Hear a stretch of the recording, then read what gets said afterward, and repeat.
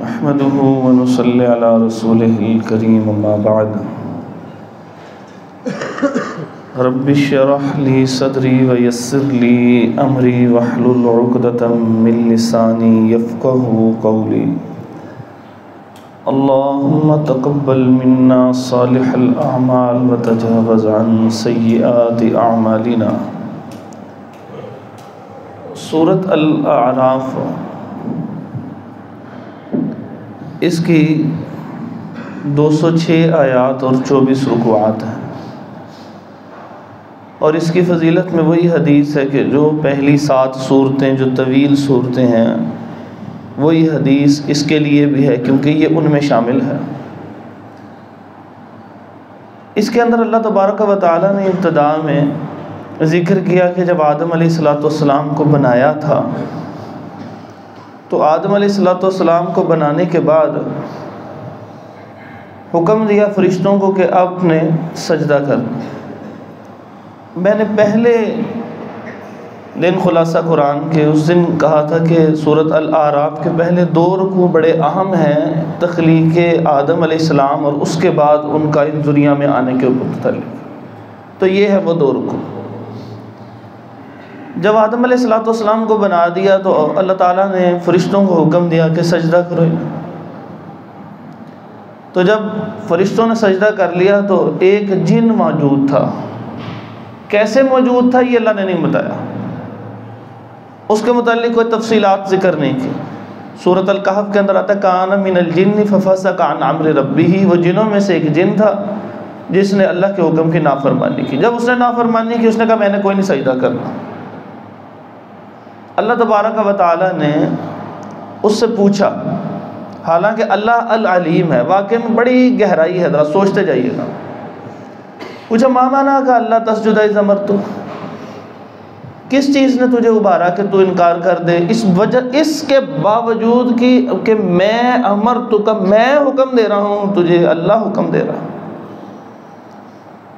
آگے سے یہ نہیں کہا کہ ہاں میری غلطی ہے، شرمندہ ہو جاتا، اللہ تعالیٰ سے معافی مل جاتے۔ کہنے لگا انا خیر من خلقتنی من نار وخلقتہ من طین، میں بڑا ہوں جی، میں تو میری تو جیسا ہے ہی کوئی نہیں۔ خلقتنی من نار وخلقتہ من طین، یہ 2 لفظ بڑے اہم ہیں۔ کہنے لگا خلقتنی، تو نے مجھے پیدا کیا، اور خلقتہ، اور تو نے ہی اسے پیدا کیا۔ اس نے یہ نہیں کہا تھا کہ اللہ تو میرا اللہ نہیں ہے، یہ ذرا بات کو سمجھیے گا۔ اس نے کیا کہا خلقتنی، تو نے مجھے تو نے پیدا کیا ہے مجھے۔ آج کا انسان اس قدر گندا ہو چکا ہے کہ ایک بت بناتا ہے، اس کے آگے ہاتھ جوڑ کے کہتا ہے بھگوان تو نے مجھے پیدا کیا، نعوذ باللہ۔ کتنا گندا ہو گیا، کیوں ایسا ہوا؟ تو اس نے کہا خلقتنی من نار، مجھے تو نے آگ سے پیدا کیا، وہ خلقتہ من طین، اس کو تو نے مٹی سے پیدا کیا ہے، تو میں تو اس کو سجدہ نہیں کروں، میں بڑا ہوں، اہم ہوں۔ اپنے پاس سے انالیسس پیش کیا۔ اللہ کے حکم کے آگے انالیسس پیش نہیں کرتے۔ اللہ کا حکم جب آ جائے تو سر کو جھکا لیتے ہیں، یہ نہیں کہتے کہ چونکہ چنانچہ اگرچہ مگرچہ کرنا، کچھ بھی نہیں کہتے۔ اللہ نے حکم دیا بس خاموش ہو۔ اللہ تعالیٰ نے فرمایا فَاهْبِطْ مِنْهَا فَمَا يَكُونُ لَكَ أَن تَتَكَبَّرَ فِيهَا، ادھر پنکھا اس طرح نکل جائے یہاں سے۔ تیرے لیے کس نے اجازت دی تھی کہ یہاں پر تو انت تشرک نہیں کہا، انت تکبر فیہا۔ میں کہہ رہا ہوں الفاظ پہ غور کرے، اللہ تعالیٰ نے کیا خوبصورت بات کی۔ انت تکبر فیہا، کہ تیرے لیے یہ جائز نہیں تھا کہ تو اس جگہ کے اوپر تکبر کرتا۔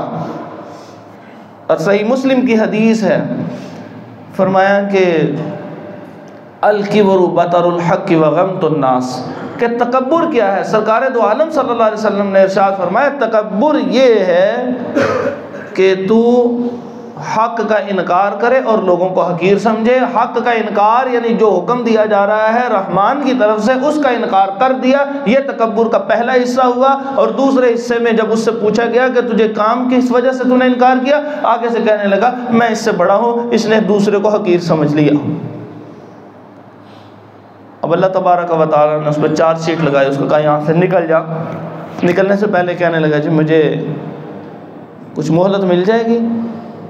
انذرنی الی یوم یبعثون، قیامت تک کے دن کے. اچھا لمبی مہلت بھی لمبی مانگی. اس نے یہ انکار نہیں کیا کہ قیامت نہیں آئے گی. ذرا پھر غور کیجئے، انذرنی الی یوم یبعثون، قیامت تک کی مہلت مانگ رہا ہے. قیامت کا اس کو یقین ہے. رب کو کہہ رہا خلقتنی خلقتہ، تو نے مجھے پیدا کیا، تو نے اس کو پیدا کیا.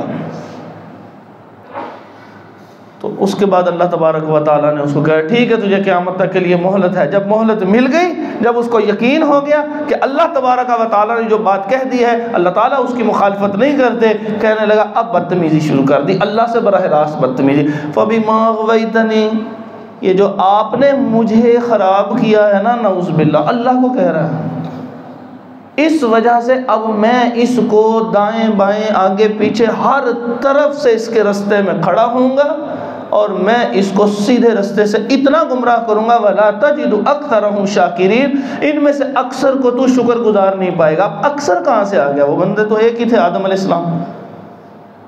معلوم یہ ہوا کہ اس کو اندازہ تھا یا اللہ تعالیٰ نے بتایا ہوگا کہ اس کی بھی آگے اولاد ہوگی، اسی لیے کہا وَلَا تَجِدُ أَكْثَرَهُمْ، ان میں سے اکثر. تو اب اللہ تبارک و تعالیٰ نے بھی آگے سے ایک جواب دیا. یہ مکالمہ چل رہا ہے، اللہ خود اس مکالمے کو ذکر کر رہے ہیں. فرمایا کہ لَمَن تَبِعَكَ مِنْهُمْ لَأَمْلَأَنَّ جَهَنَّمَ مِنْكُمْ أَجْمَعِينَ، جس نے تیری پیروی کی تجھے اور سب کو، ان پیروی کرنے والوں کو اٹھا کے جہنم میں گرا کے رکھ دوں گا، اکٹھا کر دوں گا، وہاں پہ بھر دوں گا میں. لَمَن تَبِعَكَ، جس نے پیروی کی. اب براہ راست شیطان کی تو کوئی پیروی نہیں کرتا، یعنی اس کو تو خدا کوئی بھی نہیں کہتا. جو تیری پیروی کرے گا یعنی میرے رستے سے ہٹے گا تیرے کہنے کے اوپر. اب یہاں سے آزمائش کا وقت شروع ہو گیا. آدم علیہ السلام کے ساتھ حضرت حوا علیہ السلام کو پیدا کیا گیا اور ان کو کہا گیا کہ آپ یہ جنت میں رہنا ہے اور اس درخت کے قریب نہیں آپ جانا. وجہ نہیں بتائی، بس کہا نہیں جانا تو پھر نہیں جانا. آدم علیہ السلام نے آگے سے یہ نہیں کہا کہ یا اللہ کو وجہ بتا دے، کچھ سمجھ علم آ جائے، کچھ بھی نہیں. میں کہہ رہا ہوں چونکہ چنانچہ اگرچہ مگرچہ نہیں ہوتا انسان کے لیے. بھئی یہ کرنا ہے تو کرنا ہے، یہ کرنا ہے تو کرنا ہے، بس ختم. اب اللہ تعالیٰ فرماتے ہیں کہ اس نے کیا کیا، فَوَسْوَسَ لَهُمَا، اس شیطان نے دونوں کو وسوسہ ڈالا. اور وسوسہ ڈال رہا ہے اور سامنے آ رہا ہے اور ان کے سامنے قسم کھا رہا ہے. وَقَاسَمَهُمَا، ساتھ ہی لفظ ہے، اور قسمیں کھا کھا کے ان کو یقین دلا رہا ہے. یہ جو درخت ہے نا جی، اس کے اگر آپ قریب چلے گئے اور اس سے آپ نے کچھ کھا لیا تو آپ کے ساتھ دو معاملے پیش آئیں گے، یا آپ جنت میں ہمیشہ رہیں گے، او تکونا من الخالدین، یا جنت میں ہمیشہ رہیں گے، یا ملکین، یا آپ دونوں کے دونوں فرشتے بن جائیں گے. اور اس کے دماغ میں ڈال دیا ہوں گے کہ جناب فرشتے بن جائیں گے تو وہ مقام بلند ہو جائے گا، اور اسی طرح یا جنت میں ہمیشہ رہ لیں گے. تو اللہ تبارک و تعالیٰ نے ایک دوسری جگہ فرمایا فَنَسِيَ آدم، آدم علیہ السلام بھول گئے. اللہ تعالیٰ نے تینوں کو موقع دیا ہے، یہ ذرا سمجھیے گا. فرشتوں نے بھی کہا تھا اللہ یہ انسان کیوں بنانے جا رہا ہے، وہ پہلے پارے کے اندر، چوتھے رکوع کے اندر انہوں نے کہا تھا یا اللہ یہ کیوں بنانے جا رہا ہے، ہم تیری تسبیح بیان کریں گے، کافی نہیں ہے. اب اللہ تبارک و تعالیٰ نے ان کو بھی موقع دیا کہ آدم علیہ السلام کو کچھ چیزوں کے نام سکھا دیے اور کہا آپ بتائیے انہیں. وہ فرشتوں نے انہوں نے کہا جی ہم تو بتا ہی نہیں سکتے، ہمیں تو نے سکھایا نہیں ہے. آدم علیہ السلام کو کہا آپ بتائیں، آدم علیہ السلام نے بتا دیا. فرشتوں کے پر ان کی غلطی واضح ہو گئی. انہوں نے کہا اللہ تعالیٰ جو جانتے ہیں وہ ہم تو نہیں جانتے، جس مقصد کے لیے بنایا وہ اللہ بہتر جانتا ہے. خاموش ہو گئے. انہوں نے اپنی غلطی کو مان لیا. فَنَسِيَ آدم علیہ السلام سے غلطی ہو گئی. جب آدم علیہ السلام بھول گئے تو پھر آدم علیہ السلام نے بھی معافی مانگ لی. دونوں کہنے لگے قَالَ رَبَّنَا ظَلَمْنَا أَنفُسَنَا وَإِن لَّمْ تَغْفِرْ لَنَا وَتَرْحَمْنَا لَنَكُونَنَّ مِنَ الْخَاسِرِينَ. اے ہمارے پروردگار، ہم نے اپنی جانوں پر ظلم کر لیا، اگر تو نے ہمیں معاف نہ کیا، ہم پہ رحم نہ کیا، ہم خسارہ پانے والوں میں سے ہو جائیں گے. اور یہ دعا پتہ کہاں سے لی تھی؟ اللہ تعالیٰ فرماتے ہیں فَتَلَقَّى آدَمُ مِن رَبِّهِ، آدم علیہ السلام نے اپنے رب سے یہ کلمات حاصل کیے تھے، تو اس لیے ان کلمات کو یاد کروائیں. ہمیں تو الحمدللہ یاد ہے، اپنی نسلوں کو یاد کروائیں. جب کوئی چھوٹی سی غلطی ہو جائے، کوئی خرابی ہو جائے، ان کی زبان سے کہلوا دیا کرے، عادت بڑھ جائے گی. یونس علیہ السلام کی دعا کہلوا دیا کرے، عادت بن جائے گی. اور جو بندہ غلطی نہیں مانتا نا وہ ہے لمن تبعک منہم کہ یہ وہ شیطان کی روش پہ. اس سے بھی کہا تھا ما منعک الا تسجد اذ امرتک. سب سے پوچھا, تینوں سے پوچھا, دونوں نے غلطی کو مان لیا.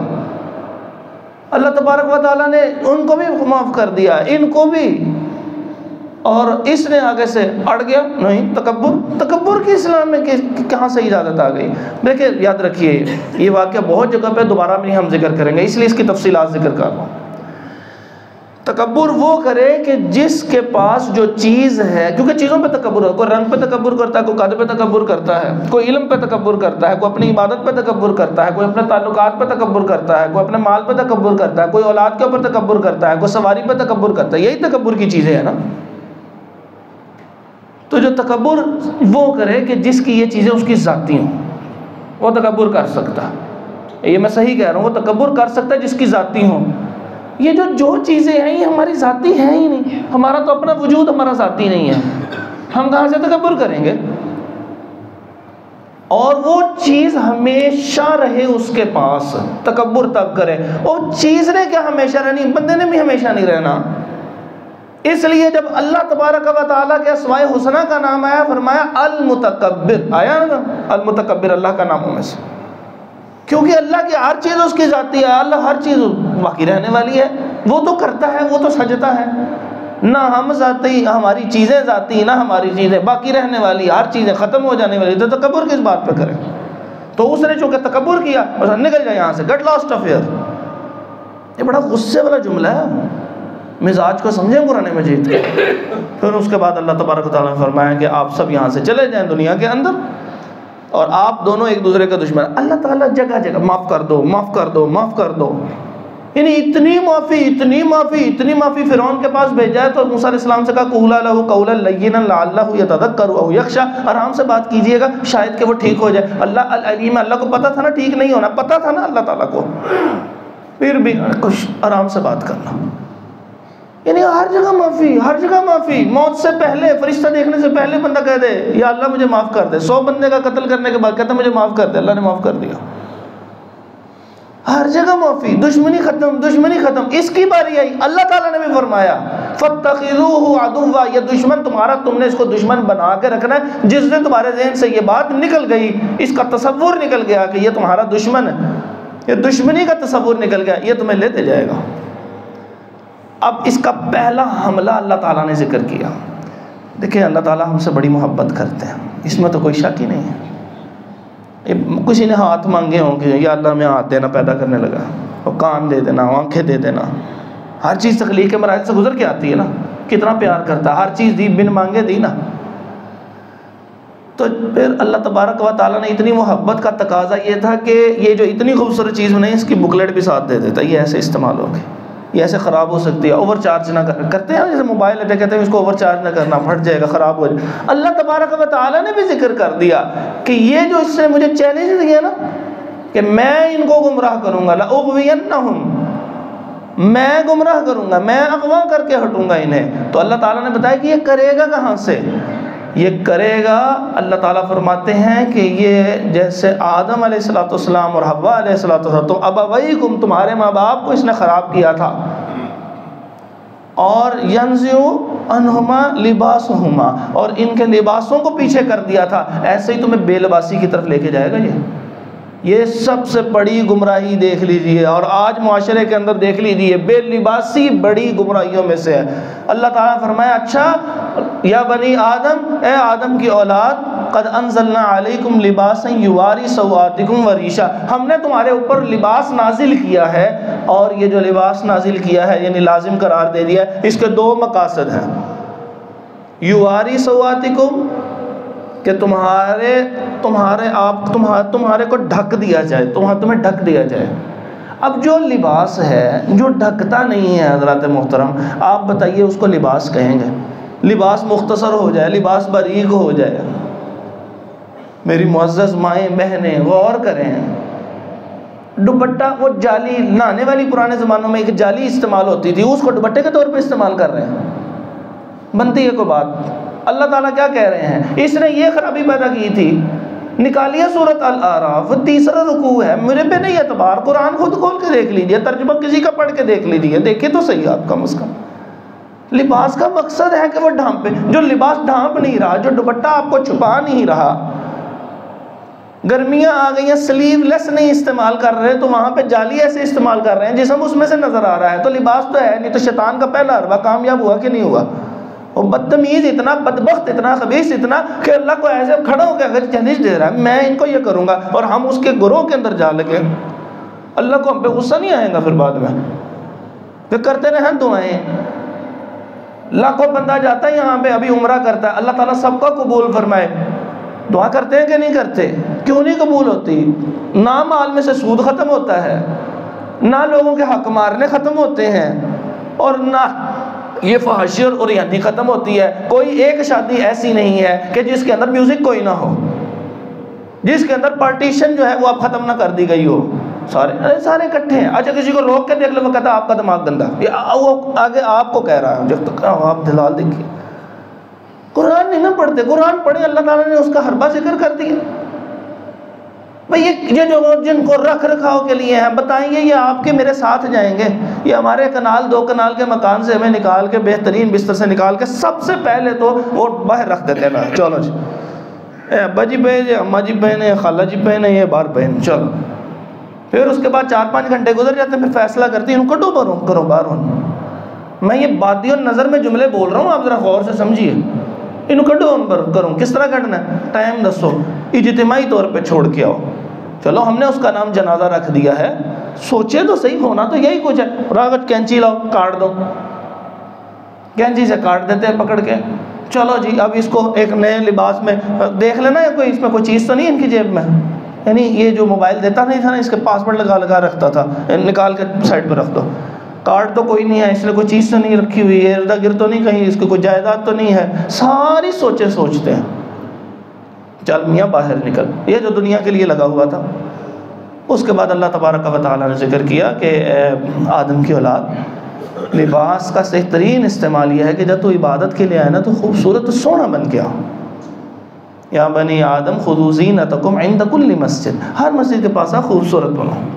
اور خوبصورتی کے لیے، اچھا یہاں پہ میں 2 رویے ذکر کروں گا، ان پہ غور کیجئے گا۔ ہم نے پرانے مسجدوں کو دیکھا، اس کے اندر یا وہ خراب سی ایک کھجور والی ٹوپی رکھی ہوتی تھی، یا وہ ایک سبز رنگ کی ایک ٹوپی رکھی ہوتی تھی۔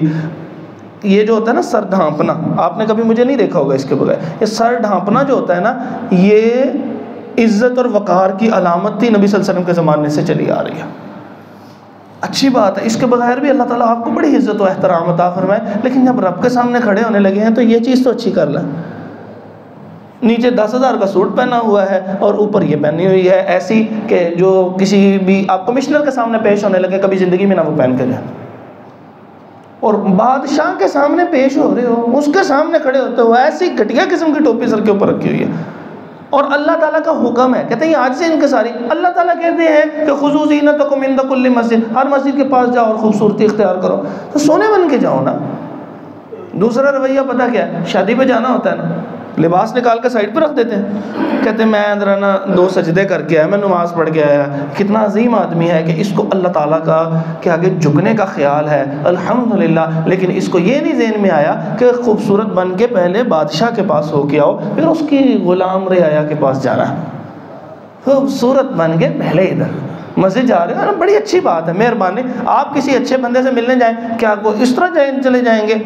نہیں، آپ تیاری کریں گے نا۔ اللہ تعالیٰ نے بھی کہا یہ میرے دربار کے آداب ہیں، سوچو، غور کرو کہ جس بادشاہ نے زندگی دی ہے، مال دیا ہے، لباس دیا ہے، یہ ریشہ خوبصورتی کے لیے ہے، تو خوبصورتی کا سب سے بہترین چیز ہے کہ اس کو دکھاؤ کہ جو سب سے پیار کرنے والا ہے۔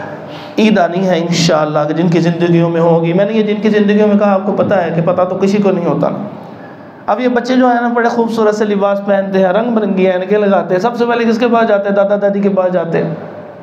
کس کو دکھا رہے ہیں؟ یہ دکھاتے ہیں نا اپنے پیارے کو دکھاتے ہیں نا۔ ابا جی سے ڈانٹ پڑ جاتی ہے اس دن، ابا جی کی اہمیت اس لیے ہوتی ہے کہ وہ عیدی ملنی ہے، لیکن اصل میں جو پیار کرنے والا ہوتا ہے وہ دادا دادی ہے، کیونکہ اس کو اسلام نے سبت کہا ہے، کیونکہ یہ ایسی نرم اولاد ہے کہ جو ہے تو اولاد ہی ہے لیکن اس کی تکلیفوں پہ اصل ذمہ دار اس کے ماں باپ ہیں، دادا دادی نہیں ہیں، اس لیے یہ صرف پیار کرتے ہیں، اس لیے سب سے پہلے بچہ بھاگ کے ان کے پاس جاتا ہے، دادا دادی نانا نانی کے پاس جاتا ہے، ان کو جا کے دکھاتا ہے، کیوں؟ وہ پیار کرتا ہے۔ تو جب کوئی اچھی چیز پہنتے ہیں تو پیار کرنے والے کے پاس جاتے ہیں، تو چیز اچھی پہن کے پہلے مسجد میں آئے، 2 رکعت پڑھیں، کیا مزہ آ جائے گا۔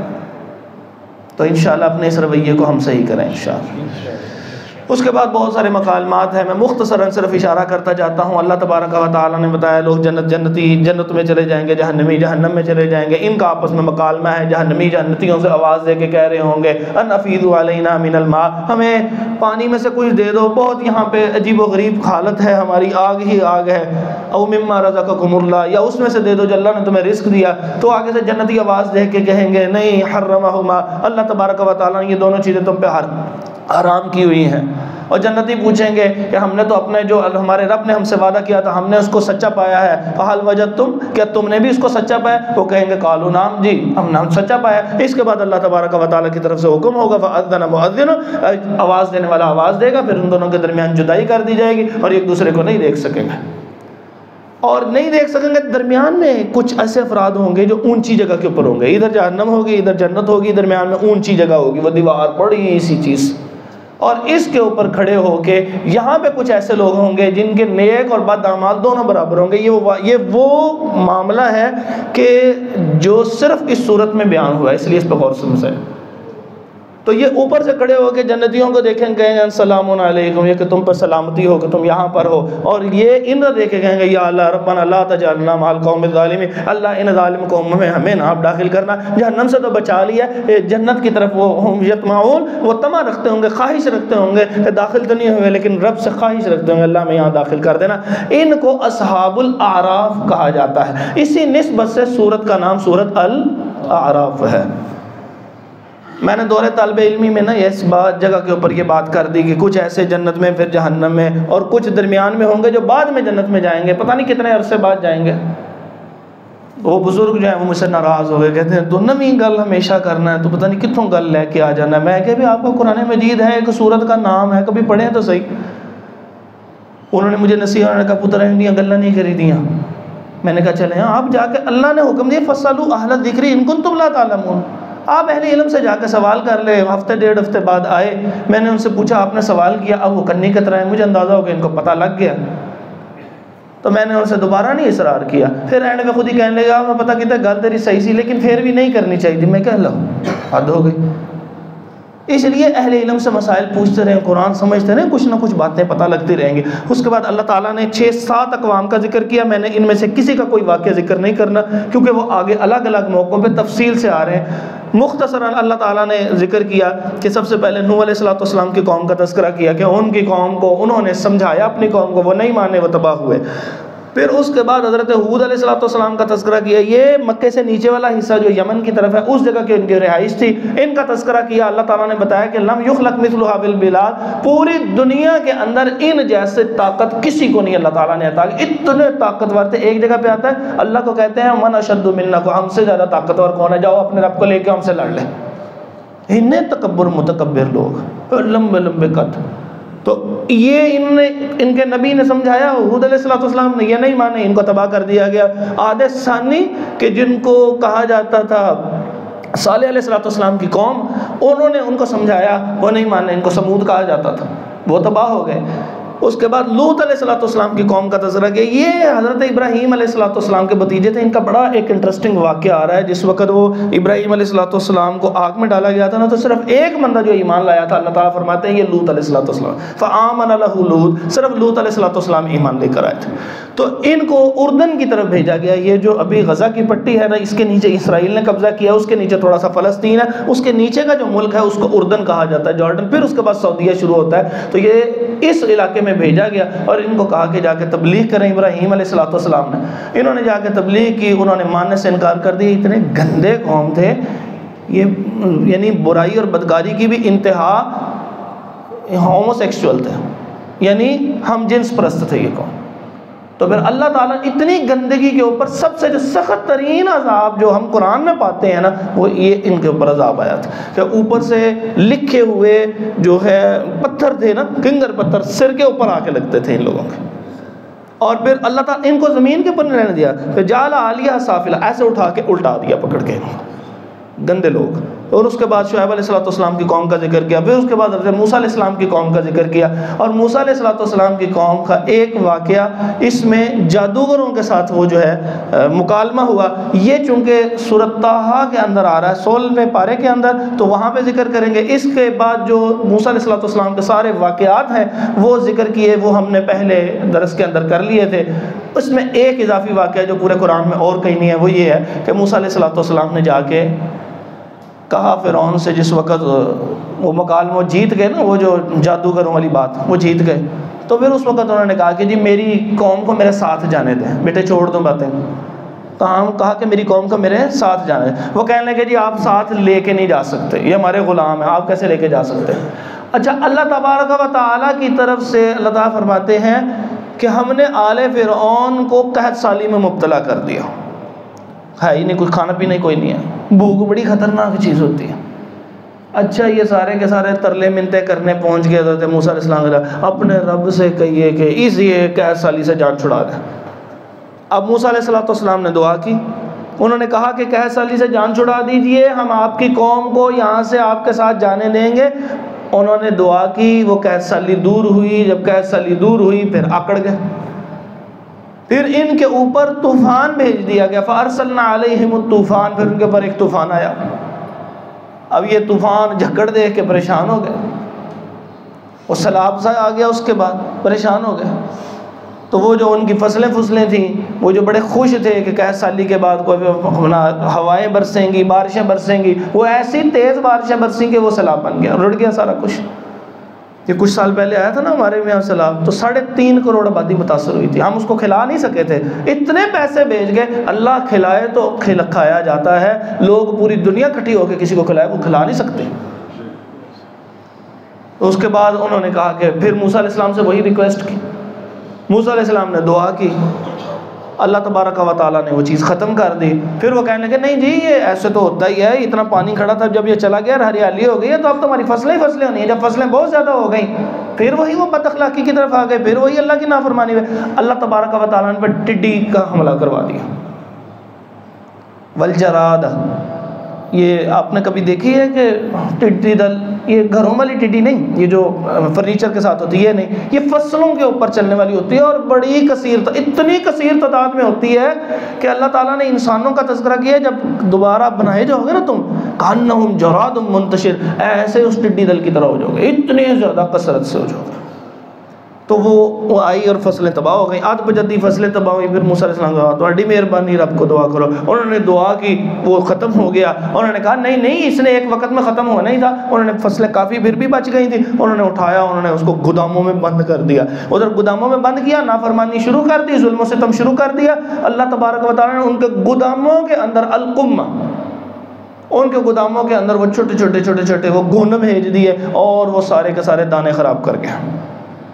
پھر مہربانی اللہ تعالیٰ سے کہیے کہ یہ ختم ہو جائے عذاب، ہم آپ کو اور آپ کی قوم کو یہاں سے جانے دیں گے۔ اور پھر اس کے بعد وہ یہی بات، جب یہ بات کی وہ دور ہو گیا عذاب، اس کے بعد وہ پھر اڑ گئے، پھر اسی طرح ظلم و ستم پہ آ گئے۔ اللہ تعالیٰ نے فرمایا فَأَرْسَلْنَا عَلَيْهِمُ الطُّوفَانَ وَالْجَرَادَ وَالْقُمَّلَ وَالضَّفَادِعَ، مینڈک ہی مینڈک، ہر جگہ ڈڈو ہی ڈڈو۔ یہ سچی مجھے یہ عذاب ہے، پورے کا پورا قوم کے اوپر عذاب ہے، جدھر جائیں ڈڈو، جدھر جائیں مینڈک، جدھر جائیں مینڈک، ہر جگہ مینڈک ہی مینڈک۔ وہ کھانا پینے لگے ہیں اس کے اندر جا پڑے، وہ کھائیں کیا اس کے اندر؟ انہوں نے پھر کہا، پھر انہوں نے دعا کی، وہ جان چھوٹ گئی ان کی۔ پھر تکبر، پھر لڑائی، پھر اللہ تعالیٰ کے احکامات کی نافرمانی، لوگوں پہ ظلم و ستم۔ فرمایا کہ وَالضَّفَادِعَ وَالدَّمَ، پھر اللہ تعالیٰ نے آخری ان کے اوپر ایک چیز بھیجی، جو چیز کھاتے تھے، کھانے کے لیے ایسے قریب لاتے، وہ ساتھ کے ساتھ جو ہے وہ خون بن جاتا۔ اور بعض مفسرین نے لکھا ان کے ناک سے کثرت سے خون، منہ سے خون نکلنا شروع ہو گیا، پینے لگے ہیں خون، یہ کیا خون ہے، کھانے لگے ہیں ایسے نوالا خون بن گیا۔ تھوڑی دیر کھانسی آ رہی ہے، اندر سے نکل رہا ہے، ناک سے خود بخود ہی نکل رہا ہے، ایسی حرکت، ایسے کام شروع ہو گئے، عذاب تھا۔ انہوں نے کہا مہربانی کریں، موسیٰ علیہ السلام نے دعا کی، انہوں نے پھر ظلم و ستم کر دیا۔ اب اللہ تعالیٰ نے حکم دیا کہ ان کو کہیں یہاں سے لے کے نکلے، اور پھر موسیٰ علیہ السلام وہ لے کے نکلے، پیچھے وہ فرعون اور اس کا لشکر وہ تباہ ہو گیا، اور پھر یہ موسیٰ علیہ السلام لے کے چلے گئے۔ یہ ساری اس کے بعد کے واقعات کے من و سلوا اترے، اس کے بعد بادل اور سایہ کیا، اور موسیٰ علیہ السلام وہاں پر گئے، انہوں نے 30 کے بعد 40 راتیں عبادت کی، اور وہاں سے تورات لے کے آئے۔ پیچھے انہوں نے سامری نے جو ہے وہ ایک سارا کچھ بنا دیا ہوا تھا بچڑا، اس کی عبادت پہ مجبور کری۔ یہ ساری باتیں ساری ہم تفصیل سے پہلے کر چکے ہیں۔ آخر میں اللہ تبارک و تعالی نے ایک چیز ذکر کی کہ اپنی صحبت ٹھیک کر لو، وَذَرُوا الَّذِينَ يُلْحِدُونَ فِي أَسْمَائِهِ، کن لوگوں سے بچ کے رہنا ہے، انہوں نے وچ نہیں میں نہ کری جا کے، یہ اللہ تعالیٰ نے حکم دیا ہے، وَذَرُوا الَّذِينَ يُلْحِدُونَ فِي أَسْمَائِهِ، کن لوگوں سے بچ کے رہنا ہے، وہ لوگ کہ جو اللہ تبارک و تعالیٰ کے اسماء میں الحاد کرتے ہیں۔ قبریں دیکھی ہوں گی آپ نے، دو قسم کی قبریں ہوتی ہیں، ایک ایسا ہوتا ہے نا، اس کو کھود دینا تو اس میں ایک گڑھا سا بن جاتا ہے، جیسے ہمارے ہاں عام طور پہ ہوتا ہے، اور یہ قبر بھی جائز ہے۔ ایک خاص قبر ہوتی ہے، ایسے اس کو کھودے نا تو اس کے سائڈ پہ ایک علیحدہ سے نا گڑھا سا بنایا جاتا ہے، ڈاٹ والی قبر جس کو عام طور پہ کہتے ہیں۔ تو یہ لحد ہوتا ہے، لحد کا مطلب ہوتا ہے مائل ہو جانا ہے، اچھا بلا نیچے جا کے ایک سائڈ پہ مائل ہو گئے۔ کہا یہ اچھی بلی توحید تھی جو اللہ تعالیٰ کے اسماء حسنہ سمجھنے سے آ جاتی تھی کہ اللہ کا تعارف کیا ہے، کیونکہ میں نے آپ کو بتایا نا کہ وہ کہتا تھا خلقتنی خلقتہ، کہ انذرنی الی یوم یبعثون، ان ساری باتوں سے کیا پتہ لگتا ہے، اس کو کہ آخرت کا بھی پتہ تھا اور اللہ تعالیٰ کے خالق ہونے کا پتہ، باقی چیزوں کا اس کو علم نہیں تھا۔ اس لیے کہا کہ اس چیز کو چھوڑ دو، جو یہ کام کرے اللہ کے تعارف کے علاوہ جائیں، ان کو چھوڑ دیں، جب ان کو چھوڑیں گے تو پھر بچیں گے۔ اللہ تبارک و تعالی ہمیں یہ سمجھنے کی توفیق عطا فرمائے۔ مختصراً کچھ باتیں آپ کے سامنے ذکر کی ہیں جو اس میں ہماری اصلاح والی باتیں ہیں، اللہ تعالی ہمیں ہماری اصلاح فرما دے، ہماری نسلوں کی اصلاح فرما دے۔ اقول قولی ھذا استغفر اللہ لی ولکم ولجمیع المسلمین۔